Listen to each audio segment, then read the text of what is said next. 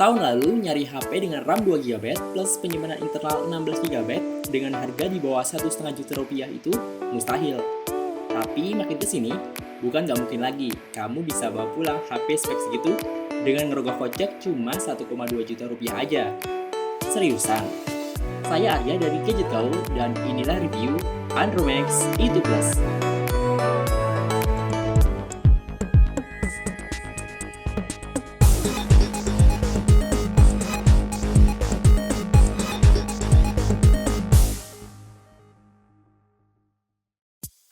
Beda dengan Andromax itu yang digarap oleh pabrikan Haier, Andromax E2 Plus kini diproduksi oleh Hisense. Kelihatan dari penampilan bodinya yang lebih tegas dan juga kotak, nggak banyak lengkungan, khas HP-HP buatan Hisense.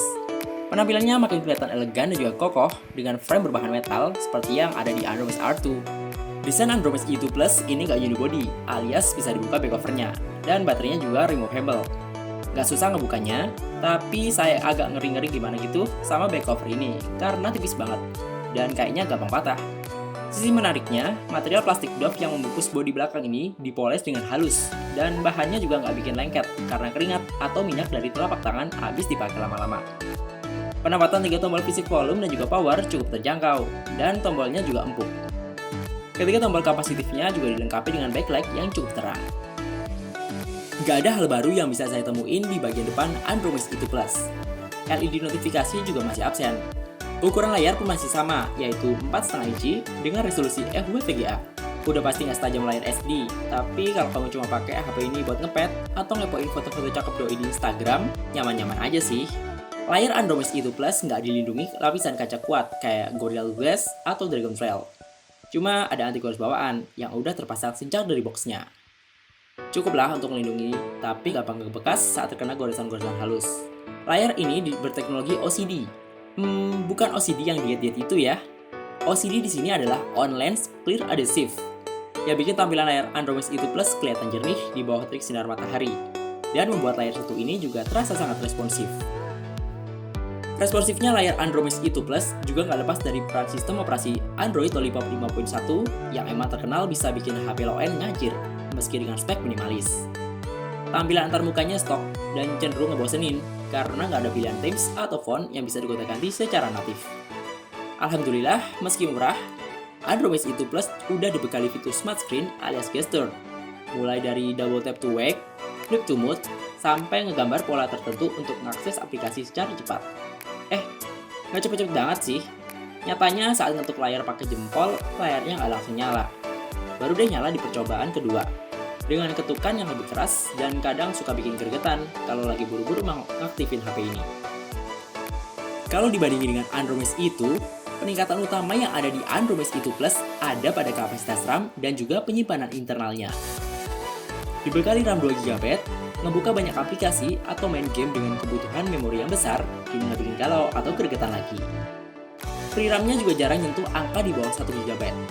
Seringnya sih di kisaran 1,1 sampai 1,3 GB, meski sambil buka banyak aplikasi. So, kamu nggak perlu lagi khawatir HP jadi keseringan restart cuma gara-gara kehabisan memori. Dengan penyimpanan internal 16 GB, kamu bisa install lebih banyak aplikasi atau game yang ukuran datanya makin lebay di Andromax E2 Plus ini. Di luar penggunaan untuk sistem, sisa storage yang ada buat kamu sekitar 11,5 GB.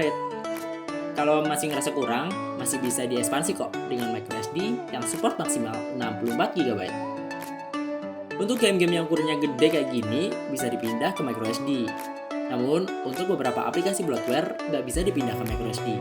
Tapi bisa dinonaktifin, biar penyimpanan nggak makin sesek. Untuk menekan harga, absennya fitur USB on the go di Andromax E2 Plus emang harus diiklasin. Dibekali Dolby Digital, audio HP ini nggak bisa disepelein. Ada 4 mode audio plus 2 slot custom yang bisa kamu pilih dan juga atur sesuai kebutuhan. Mau itu nonton film, dengerin musik, atau main game. Kalau masih kurang puas, kamu juga bisa ngatur sendiri grafik equalizer-nya yang dirasa nyaman di telinga kamu.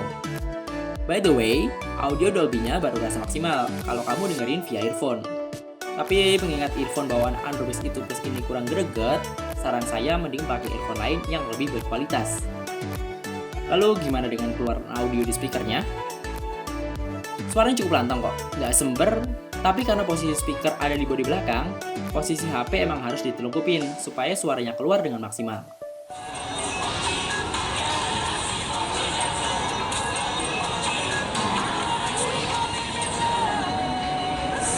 Dengan layanan 4G LTE dan smartphone yang udah menjangkau 188 kota di Indonesia, kini kamu nggak perlu lagi galau internet lemot pas lagi dipakai mudik ke rumah saudara yang jauh dari ibu kota.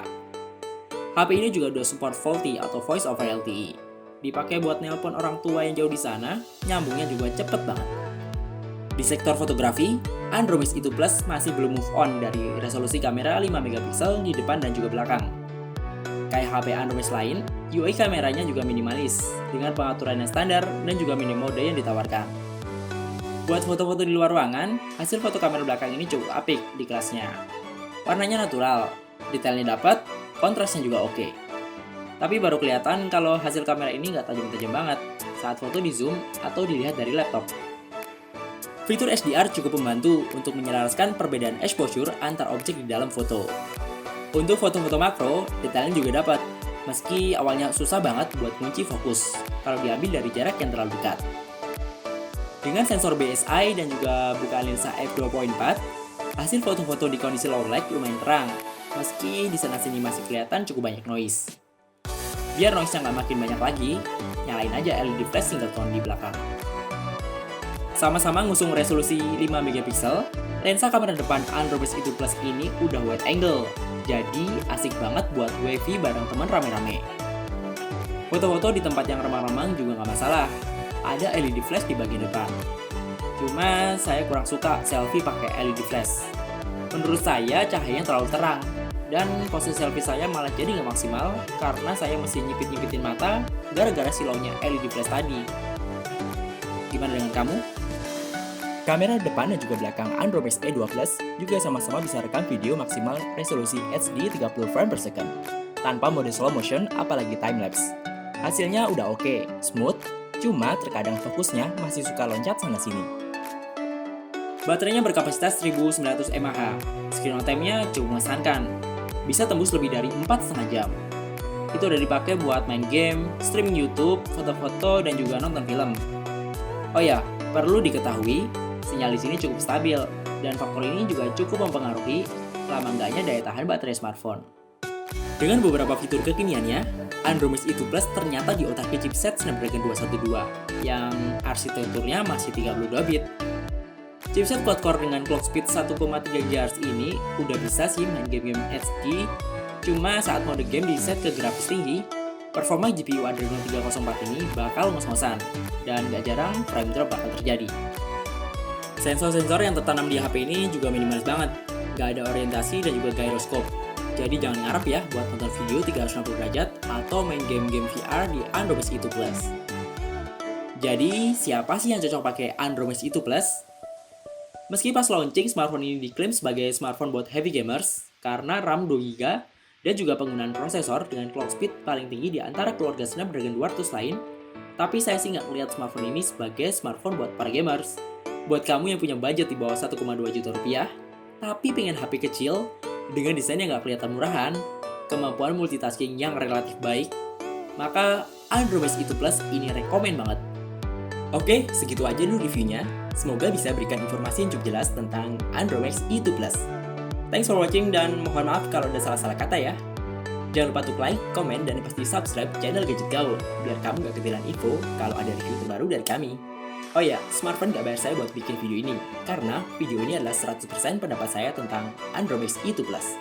Saya Arya dari Gadget Gaul undur diri, sampai ketemu di video review selanjutnya ya.